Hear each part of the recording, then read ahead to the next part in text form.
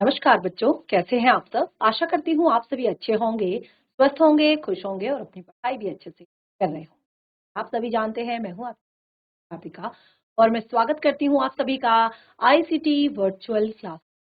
आज हम यहाँ पर एकत्रित हुए हैं पढ़ने के लिए 8 की हिंदी। क्लास 8 की हिंदी में हम यहाँ पर पढ़ रहे हैं अपनी सेकेंड बुक जिसका नाम है भारत की खोज और जो लिखी गई है पंडित जवाहरलाल नेहरू जी। और जैसे कि आप सभी जानते हैं कि हम इस बुक में पढ़ रहे हैं अपना 5th चैप्टर जिसका नाम है नई समस्याएं। तो ये जो हम चैप्टर यहाँ पर पढ़ रहे हैं नई समस्याएं, ये हम अपने काफी सारे यानी कि 4 चैप्टर्स को पढ़ने के बाद पढ़ रहे हैं, क्योंकि ये जो पूरी बुक है ये इंटर रिलेटेड है चैप्टर्स, यानी कि यहाँ पर भारत के संपूर्ण इतिहास को बताया है। और ये उन्होंने शुरुआत की है अपने चैप्टर को लिखने की, इस बुक को लिखने की, जब वो अहमदनगर के किले में अपनी नवीं जेल यात्रा पर थे। तो उस टाइम पे उन्होंने इस बुक को लिखना शुरू किया। तो देखिए, जब उन्होंने इस बुक को लिखना शुरू किया तो उन्होंने उस टाइम पे 9 महीने के अंदर ये सारा जो इतिहास है, सारी जो हिस्ट्री है हमारे देश की, किस किस तरह से आज हमारा देश उस स्थिति पर पहुंचा था, वो सारी हिस्ट्री उन्होंने लिखी। तो जहां पर उन्होंने सभ्यताओं के विकास से लेकर नए युगों के दौर से लेकर और बहुत सारी चीजों के बारे में उन्होंने बताया। और फिर जो किस तरह से जो हमने लास्ट जो हमारा युगों का दौर जो चैप्टर था उसमें किस तरह से एक तरह से विकास और ह्रास, ये जो लास्ट टॉपिक उन्होंने रखा था उसी से रिलेटेड हमारा ये नया चैप्टर है। ये मैं हर आपके लेक्चर से पहले आपको क्लियर करती हूँ ताकि आपको पता चले कि हम कौन सा चैप्टर पढ़ रहे हैं और कैसे किस टॉपिक को पढ़ रहे हैं। तो देखिए, विकास और ह्रास से रिलेटेड जो हमारा ये टॉपिक था कि किस तरह से अब भारत का जो है धीरे धीरे विकास भी हो रहा था, लेकिन कैसे ह्रास भी हो रहा था, कैसे हमारे देश की संपदा को लूटा गया था, कैसे हमारे देश के बहुत एक तरह से जो कह सकते हैं कि यहाँ पर बहुत सारा एक तरह से धन था, दौलत थी या बहुत सारी चीजें थी, विद्या ज्ञान जो कुछ भी था या जो भी चीजें थी, किस तरह से उनको खत्म किया गया, कैसे उनको लूटा गया, कैसे हिंदुओं को बर्बाद किया गया, खत्म किया गया। तो ये सारी चीजें हम इस पाठ में पढ़ रहे हैं। तो देखिए, धीरे धीरे धीरे कैसे यहाँ पर अलग अलग हमलावर आए और ज्यादातर उत्तर भारत पर ये हमले होते थे। और उसी पर हमने यहाँ पर लास्ट जो किस तरह से जो नीदर शाह, ठीक है, जो नीदर शाह था, देखिए हमने उस समय पर जो यहाँ पर देखिए हमने प्रभुत्व के लिए मराठों और अंग्रेजों के बीच का जो संघर्ष था, ये लास्ट हम टॉपिक पढ़ रहे थे। इसको रिवाइज थोड़ा सा कर लेते हैं तभी हम आगे बढ़ आप लोगों को, ताकि पता चल सके कि कहाँ पे हम रुके थे। तो देखिए यहाँ पर प्रभुत्व के लिए, यानी कि अब एक टाइम ऐसा आ गया था जब जो है हमारे देश में औरंगजेब की जब मृत्यु हुई। तो देखिए, औरंगजेब की मृत्यु के बाद यहाँ पर बताया गया था कि लगभग 100 वर्षों तक जो है मतलब प्रॉपर किसी का भी यहाँ पर राज नहीं रहा, किसी का भी शासन यहाँ पर नहीं रहा। लेकिन लोग क्या करते रहे, संघर्ष करते रहे, अपने आप को दावेदार साबित करते रहे भारत का प्रभुत्व पाने के लिए। तो इसमें सबसे जो मेन एक तरह से थे वो थे मराठे। ठीक है, मराठों और अंग्रेजों के बीच उस टाइम पे संघर्ष हो रहा था यहाँ की एक तरह से यहाँ की दावेदारी लेने के लिए, यहाँ का शासन यहाँ पर करने के लिए। तो देखिए यहाँ पर बताया कि इनमें से भारतीय मराठे थे और दक्षिण में हैदर अली और उसका बेटा टीपू सुल्तान, और विदेशी जो थे वो थे फ्रांसीसी और अंग्रेज। ये चार जो है यहाँ पर एक तरह से दावेदार थे भारत के संपूर्ण भारत के शासक बनने। मराठे और जैसे मैंने यहाँ पर बताया तो दक्षिण भारत का हैदर अली और उसका बेटा टीपू सुल्तान, और विदेशी जो लोग थे वो फ्रांसीसी और अंग्रेज, ये दो थे। ठीक है, तो इस तरह से क्या हुआ कि अब धीरे धीरे इनमें युद्ध होता रहा आपस में। ठीक है, अब मतलब भारत ऐसा लगता था कि क्योंकि मराठों की जो एक तरह से लोगों पर मराठों की उस टाइम पे बहुत ज्यादा चलती थी, तो ऐसा लग रहा था कि एक टाइम पर मराठों की हुकूमत पूरे भारत पर हो जाएगी और वो ही मुगल शासन के उत्तराधिकारी बनेंगे, क्योंकि औरंगजेब की जो लास्ट मृत्यु थी उसके बाद कोई भी शासक नहीं बना था, कोई भी उत्तराधिकारी नहीं था। तो ऐसा लग रहा था कि मुगल शासन यानी कि औरंगजेब के जो यहाँ पर औरंगजेब के जो शासक, औरंगजेब के जो उत्तराधिकारी बनेंगे वो मराठे ही बनेंगे, क्योंकि इसके बाद शायद कोई ही शक्ति ऐसी बच गई थी जो जो मराठों का सामना कर सके, जो मराठों को हरा सके। ठीक है, तो ये सब चीजें एक तरफ चल रही थी, ये सारी चीजें, ये सारे युद्ध चार लोगों के बीच में, इन चारों के बीच में जो है युद्ध चल रहा था। ये चारों आपस में लड़ रहे थे, ये चारों अपने आप को श्रेष्ठ बताने के लिए, भारत पर अधिकार करने के लिए, भारत पर शासन करने के लिए जो है अंदर ही अंदर आंतरिक तरीके, आंतरिक रूप में अंग्रेज, फ्रांसीसी और आपका जो यहाँ पर मैंने बताया टीपू सुल्तान और मराठी, ये चारों आपस में लड़ रहे थे। लेकिन इसी बीच 1739 में जो नीदर शाह था, ठीक है, ईरान का नीदर शाह जो है वो दिल्ली पर चढ़ा और उसने वहां पर भयंकर काटमार मचाई। ठीक है, भयंकर काटमार मचाई और उसके बाद उसने दिल्ली का जो बहुत सारा दौलत थी, बहुत सारा एक तरह से थी, वो सब कुछ ले गया और जिसमें सबसे बेशकीमती जो था तख्ते ताउस, वो भी वो ले गया। और दिल्ली के शासक अब कमजोर और नपुंसक हो गए और मराठों से नीदर शाह की टकराहट नहीं हुई थी कि शायद मराठे उसे हरा लेते, लेकिन मराठों से नीदर शाह की टकराहट नहीं हुई थी। और मराठों का काम जो है अब इस तरह से, क्योंकि दिल्ली बहुत ज्यादा वीक हो गई थी, बहुत ज्यादा कमजोर हो गई थी, तो ये मराठों के लिए बहुत अच्छा फायदेमंद हो गया था। मराठों को बस एक तरह से अब पूरी तरह से मौका मिल गया था कि वो दिल्ली पर आक्रमण करे, दिल्ली को एक तरह से अपना शासन, अपनी राजधानी बनाए और पूरे भारत पर अपना शासन करे। तो फिर उस टाइम पे ऐसा लग रहा था कि उसके हमले से मराठों का काम जो है आसान हो गया और ऐसा लग रहा था कि वे बाद के वर्षों में पंजाब में भी फैल गए थे, मतलब धीरे धीरे वो पंजाब में भी फैल गए थे क्योंकि दिल्ली के शासक जो है वो कमजोर पड़ गए थे। तो उस टाइम पे ऐसा लग रहा था कि भारत मराठों के अधीन हो जाएगा, यानी कि पूरा भारत जो है वो मराठों के ही अधीन हो। अब देखिए, जो नीदर शाह ने उस टाइम पे जब आक्रमण किया, तो आक्रमण से दिल्ली के मुगल शासकों का अधिकार, राज्य का रहा सहा दावा भी खत्म हो गया। जब नीदर शाह ने आक्रमण किया, तो जितना भी थोड़ा बहुत दिल्ली के जो शासक थे, उनका दिल्ली पर जो थोड़ा बहुत अधिकार का दावा था कि दिल्ली हमारी है और मतलब अभी तक हमारा अधिकार है भारत पर, क्योंकि औरंगजेब ही मेन जो शासक था, उसके बाद बहुत ही छोटे मोटे जो लोग थे वो कर रहे थे। तो एक सिर्फ कहने के मात्र का वहां पर उनका एक दावा था कि दिल्ली का शासन अभी भी हमारे हाथ में है। तो इसी तरह से जब नीदर शाह का जो आक्रमण हुआ, उसके बाद तो वो रहा सहा दावा भी खत्म हो गया, क्योंकि नीदर शाह ने पूरा तख्त जो है पलट दिया था, उसने सब कुछ वहां से छीन लिया था, सब कुछ खत्म कर दिया था, बहुत लूटमार की थी, बहुत मारकाट की थी।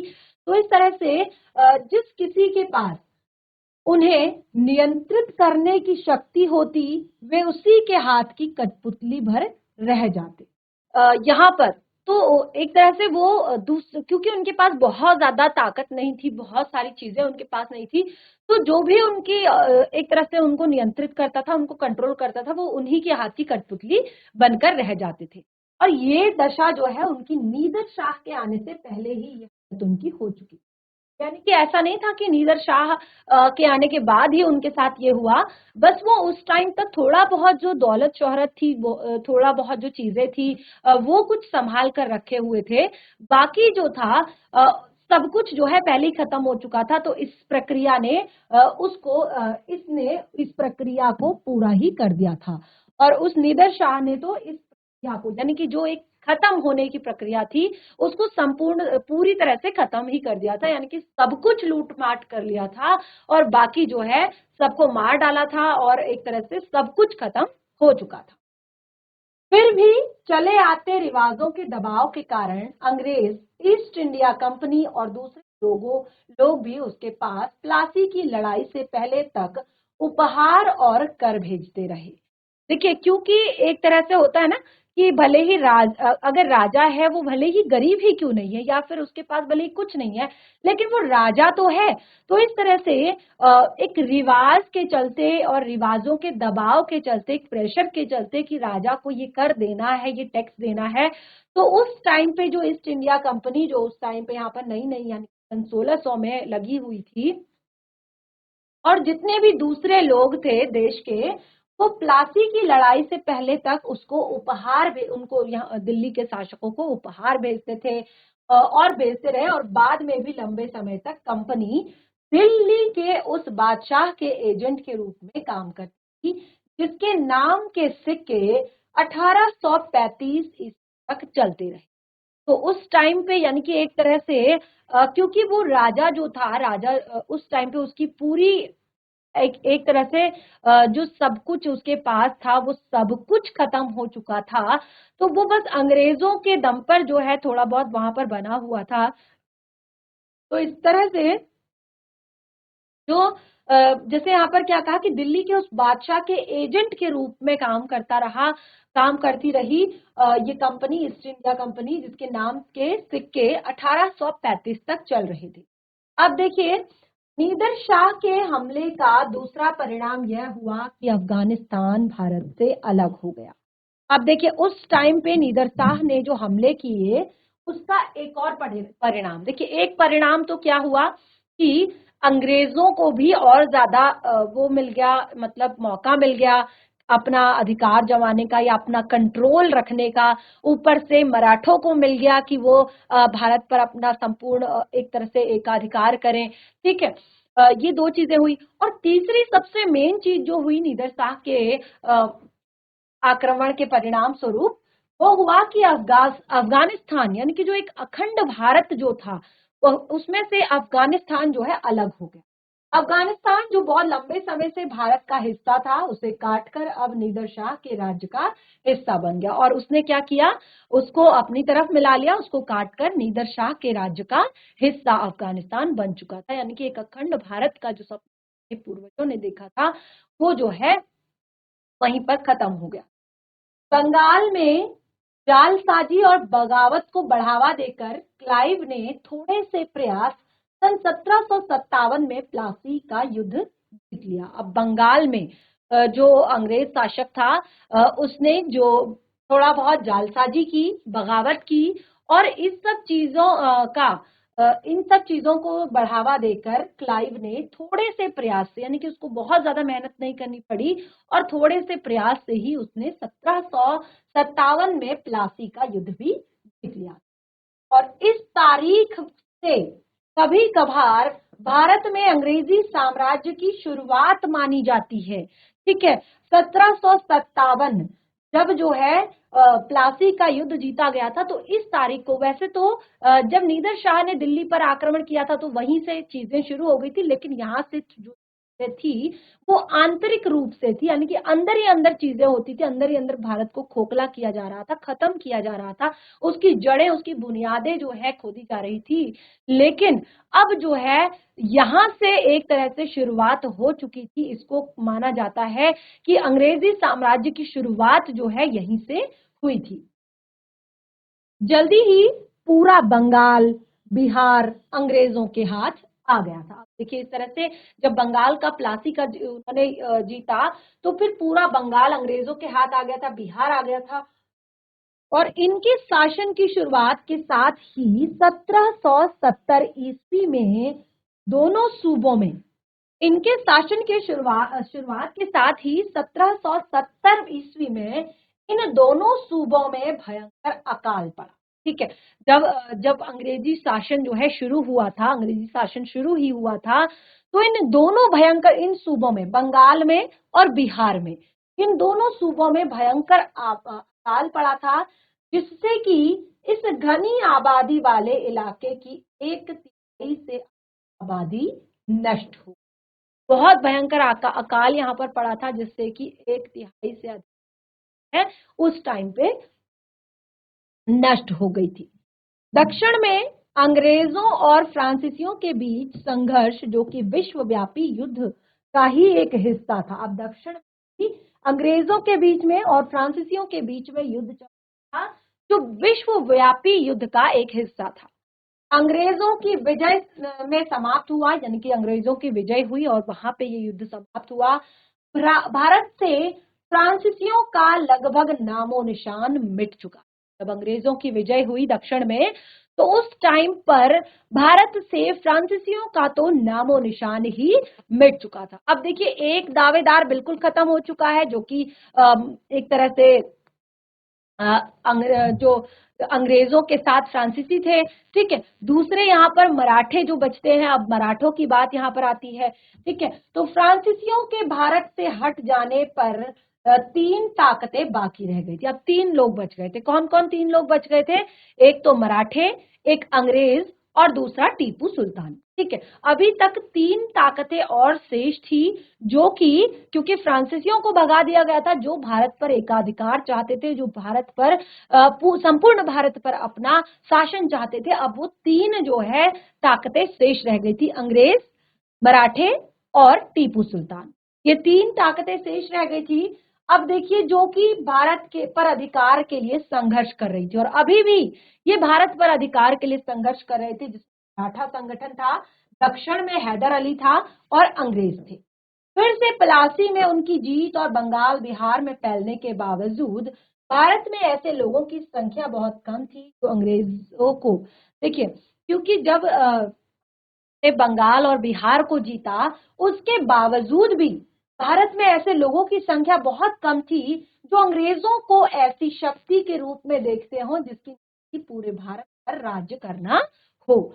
यानी कि जब उन्होंने बंगाल और बिहार पर कब्जा किया, तो उस टाइम पे भी भारत के लोग जो है अंग्रेजों के लिए सीरियस नहीं थे। अंग्रेजों को मतलब ऐसे शक्ति के रूप में नहीं देखते थे, ऐसी पावर के रूप में नहीं देखते थे कि जो पूरे भारत पर अपना एकाधिकार चाहता है, जिसकी नियति, जिसकी जो एक तो जो है मंसूबे हैं, जो पूरे भारत पर अधिकार करना है, ऐसा शायद भारत के लोग नहीं समझते थे, भारत के लोग शायद ऐसा नहीं जानते थे। अब भी पहला स्थान मराठों को ही दिया जाता था, यानी कि अभी भी ये लगता था कि पहला जो है स्थान मराठों का ही है, यानी कि मराठों को ही भारत का संपूर्ण एकाधिकार मिलेगा, मराठे ही भारत पर एकाधिकार करेंगे। तो वे सारे भी लोग थे पश्चिम और मध्य भारत, तब तक वो सारे जो है पश्चिम और मध्य भारत, जहां तक कि दिल्ली तक फैले हुए थे और उनका साहस और युद्ध करने की योग्यता प्रसिद्ध थी। जबकि जो अंग्रेज थे वो पश्चिम और मध्य भारत के दिल्ली तक फैले हुए थे और उनके युद्ध करने की जो साहस था, युद्ध करने की जो योग्यता थी, वो बहुत ज्यादा प्रसिद्ध थी, फेमस। अब इधर हैदर अली और टीपू सुल्तान भी विकट विरोधी थे, जिन्होंने अंग्रेजों को बुरी तरह हराया था। अब अंग्रेजों के लिए यहाँ पर दो लोग थे, हैदर अली, टीपू सुल्तान और मराठे, ठीक है। तो हैदर अली और टीपू सुल्तान भी अंग्रेजों के विकट विरोधी थे, जिन्होंने अंग्रेजों को बहुत बुरी तरह हराया था, और उस टाइम भी ईस्ट इंडिया कंपनी की शक्ति को लगभग खत्म ही कर दिया था। उन्होंने ईस्ट इंडिया कंपनी की जो पावर थी, शक्ति थी, उसको लगभग जो है खत्म ही कर दिया था।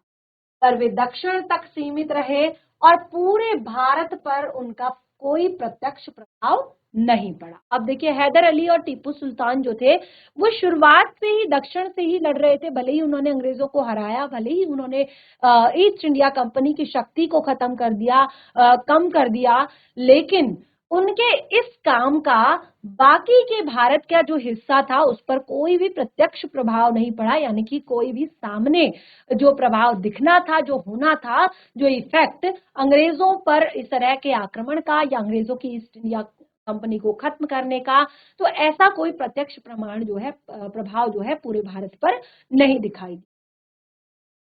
हैदर अली एक अद्भुत व्यक्ति और भारतीय इतिहास का उल्लेखनीय व्यक्तित्व था।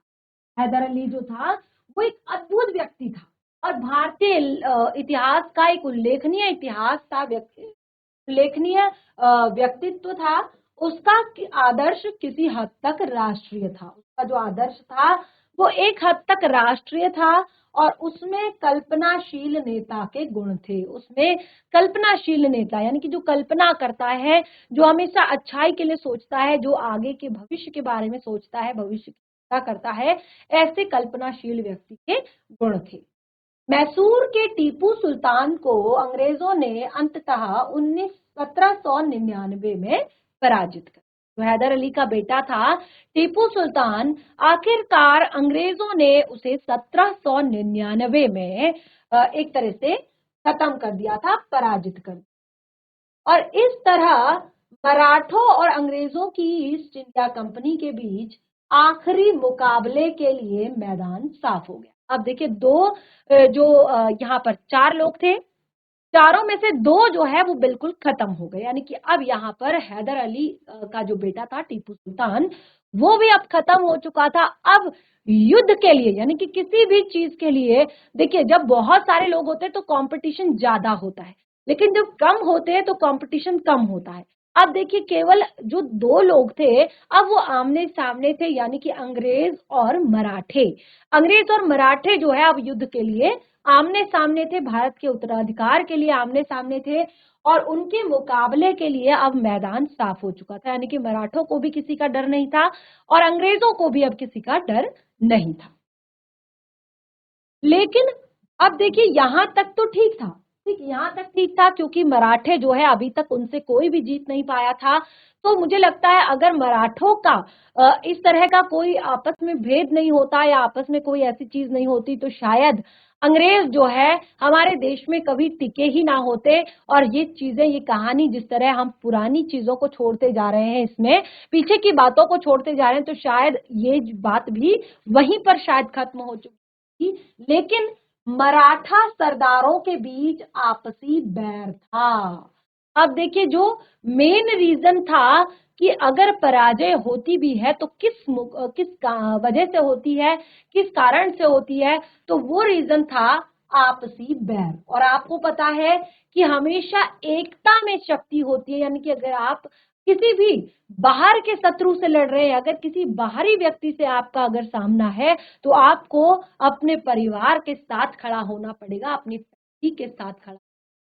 देखिए इसके लिए आपने देखा होगा, एक कहानी भी सुनी होगी किस तरह से अभी तो आप क्लास 8th में है, लेकिन छोटी क्लासेस में, बहुत छोटी क्लासेस में, 3rd 4th में आपने कहानी पढ़ी होगी, एकता में बल है।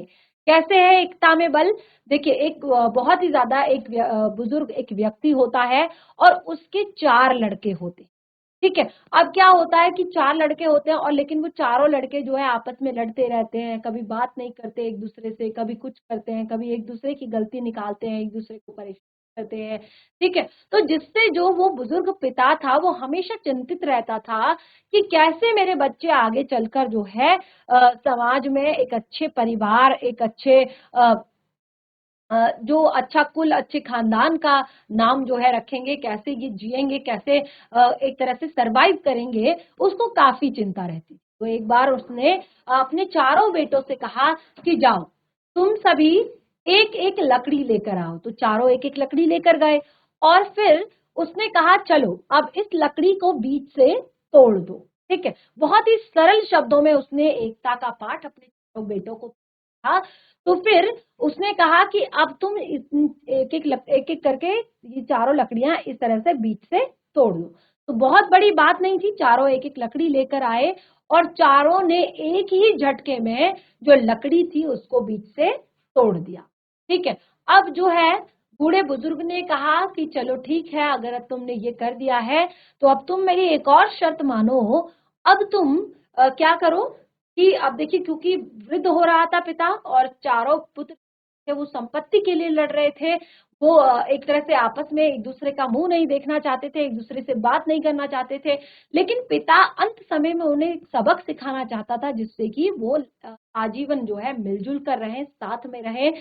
और इसके लिए उसने फिर से कहा कि चलो अभी तुम एक एक लकड़ी लेकर आए थे, अब एक एक गट्ठर लकड़ी का लेकर आओ।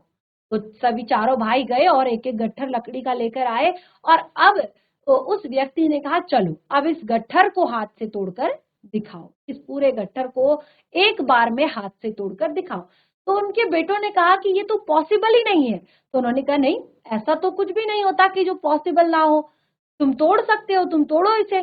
तो उन्होंने काफी मशक्कत की, काफी ज्यादा एक तरह से कोशिश की, लेकिन वो लकड़ी का बंडल नहीं टूट।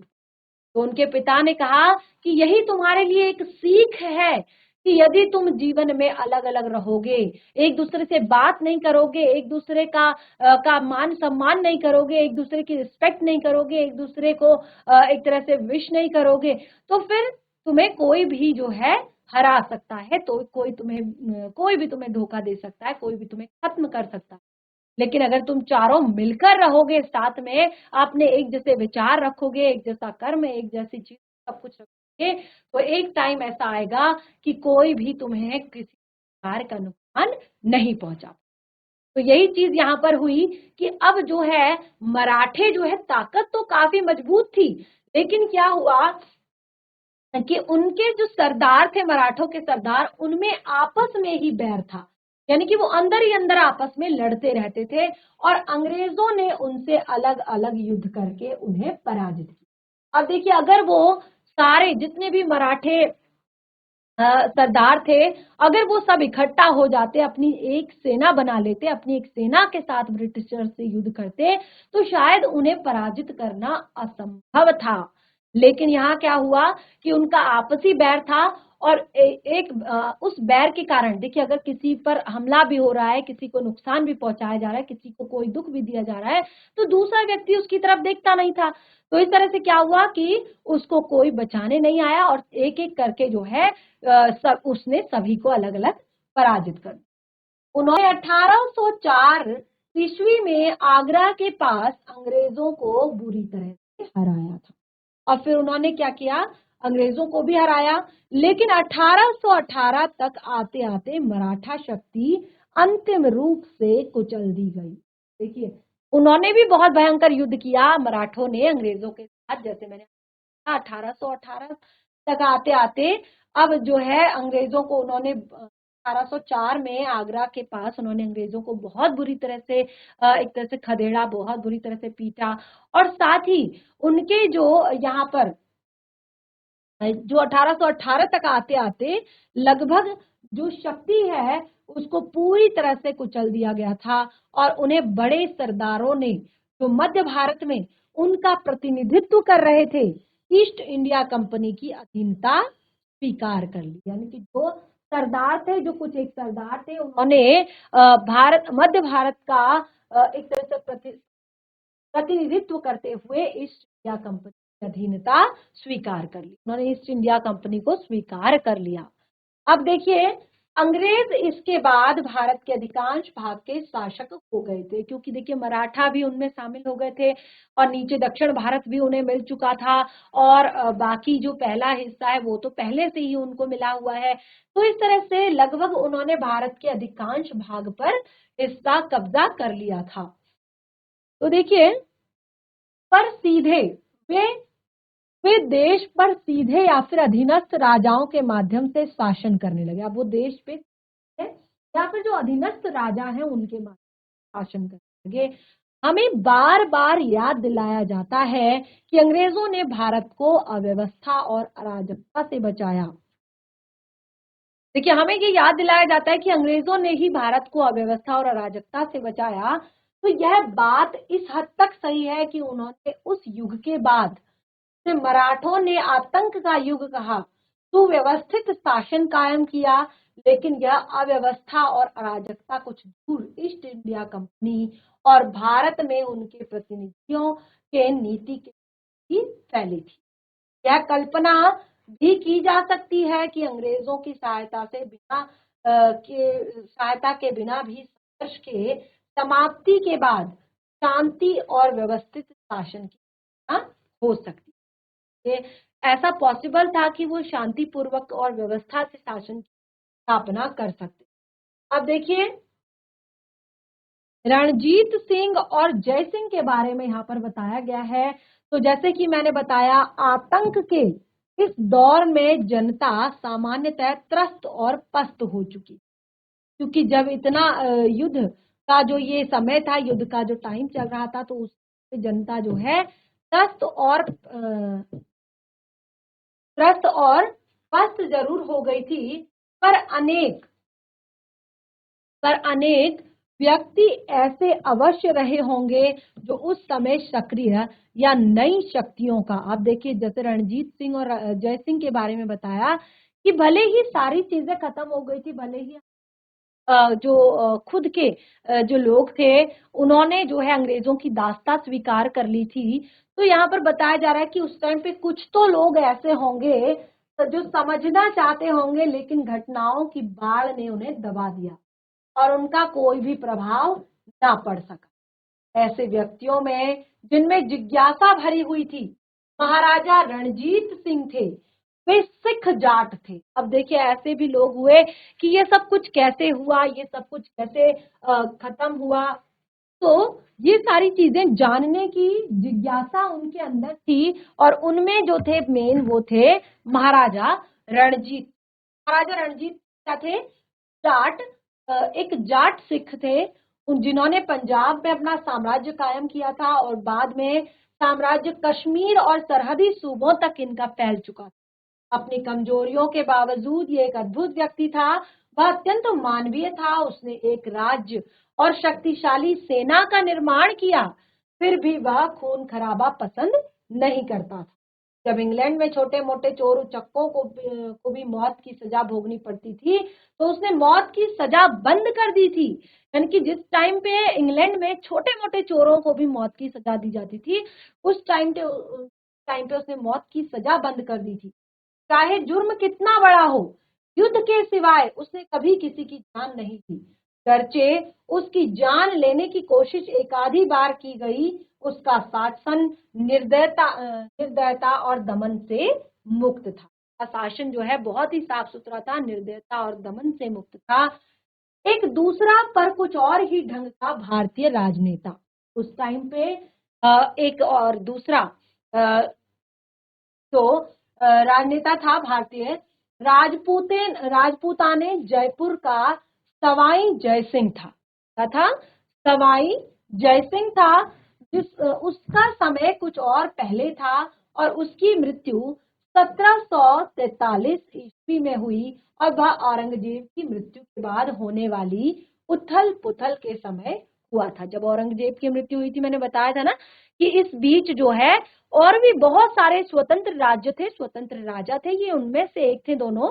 ठीक है, तो इस बीच ये जब उथल पुथल चल रही थी, जब ये चार दावेदार भारत के खड़े हो रहे थे भारत पर एकाधिकार जमाने के, तो उस टाइम पे ये सब थे। तो देखिए वह इतना चतुर और अवसरवादी था कि एक के बाद एक लगने वाले धक्कों और परिवर्तनों के बावजूद वो बचा रहा।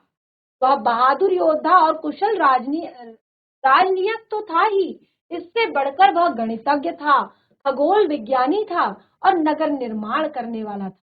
दिलचस्पी इतिहास के अध्ययन में थी। अब देखिए जो जयसिंह था, देखिए इतनी सारी चीजें उस टाइम पे देश में चल रही थी, लेकिन वो बिल्कुल चुपके से ये सारी चीजें कर रहा था, स्वतंत्र राज्य चला रहा था आराम से। जयसिंह ने जयपुर, दिल्ली, उज्जैन, बनारस, मथुरा में बड़ी बड़ी वेधशालाएं बनवाई। उसने जयपुर नगर बसाया। उसने कई यूरोपीय नगरों के नक्शे इकट्ठे किए और फिर अपना नक्शा खुद बनवाया। इन पुराने यूरोपीय नगरों के कई नक्शे जयपुर के अजायब घरों में सुरक्षित हैं आज भी। जयपुर नगर की योजना को अब भी नगर निर्माण का आदर्श समझा जाता है। लगातार युद्धों और दरबारी षड्यंत्रों के बीच, क्योंकि इस बीच जो है लगातार युद्ध चल रहे थे और जो दरबारी षड्यंत्र थे उनके बीच अक्सर खुद उलझे रहने पर भी जयसिंह ने बहुत कुछ किया था। जयसिंह की मृत्यु के केवल 4 वर्ष पहले नादिर शाह का आक्रमण हुआ था। देखिए जो नादिर शाह था, जब हमने बताया कि किस तरह से जब ये सारी चीजें चल रही थी भारत पर एकाधिकार पाने की, तो उस टाइम पे बीच में आकर नादिर शाह ने हमारी दिल्ली को लूटा था, हमारे दिल्ली के राजाओं को खत्म किया था, वहां की जनता के साथ बहुत ही एक तरह से लूट मार की थी, बहुत ही मारकाट की थी और बहुत सारा एक तरह से धन वो लेकर यहाँ से था। तो वो इसी बीच यानी कि केवल 4 वर्ष पहले नादिर शाह का आक्रमण हुआ था और भारतीय इतिहास के सबसे अधिक अंधकारमय युग में जब उथल पुथल, युद्ध, उपद्रव से माहौल भरा था, राजपूताना के ठेठ सामंती वातावरण में जय सिंह ने वैज्ञानिक की तरह उठकर काम किया। यह बात बहुत ही महत्वपूर्ण। तो देखिए यहाँ पर हमने जय सिंह के बारे में पढ़ा, और क्योंकि जिस टाइम पे देखिए हमने बताया कि ये जो 1700 का युग था, ये बहुत ही अंधकारमय युग था उस टाइम पे, क्योंकि उस टाइम पे ही ब्रिटिश शासन हमारे देश में आया था, फ्रांसीसी हमारे देश में आए थे, और टीपू सुल्तान हमारे देश में था, मराठे यहाँ पर थे। तो ये एक भयंकर एक तरह से युद्ध का समय चल रहा था, और बाहर से भी बहुत सारे लोगों ने आक्रमण किया था, मार काट की थी, बहुत सारी चीजें हमारे देश से लेकर गए थे। तो ये एक बहुत ही बड़ा अंधकारमय युग था, और इस बीच राजपूताना के ठेठ सामंती वातावरण में जयसिंह ने एक वैज्ञानिक की तरह उठकर काम किया। तो ये बहुत ही महत्वपूर्ण बात है।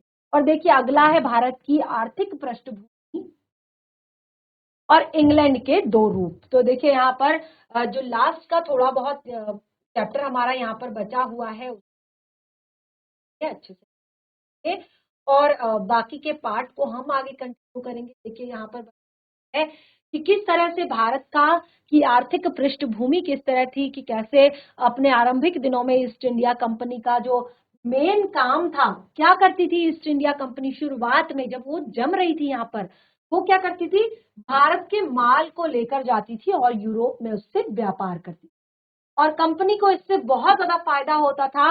और भारतीय जो कारीगर थे, शिल्पी थे, कारीगर थे, इस स्तर की थी कि वो इंग्लैंड के उत्पादन के उच्चतर तकनीकों की बड़ी सफलता से मुकाबला कर सकते थे।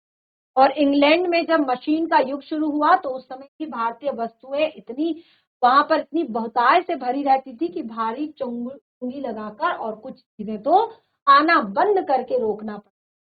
और एक तरह से देखिए धीरे धीरे कैसे अंग्रेजों का एकाधिकार यहाँ पर हुआ, कैसे ब्रिटिश शासन ने अपना अधिकार जमाया, और कैसे इंग्लैंड के दो रूप हमें यहाँ पर देखने को मिले, वो हमारा इस लास्ट के इस पार्ट में है।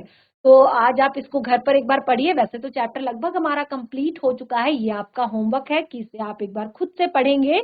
क्योंकि चैप्टर कंप्लीट हो चुका है तो नेक्स्ट सेशन में हम एक नए पार्ट से अपनी शुरुआत करेंगे। इन पूरे चैप्टर्स में कोई भी डाउट रहा हो तो उसे जरूर क्लियर करें।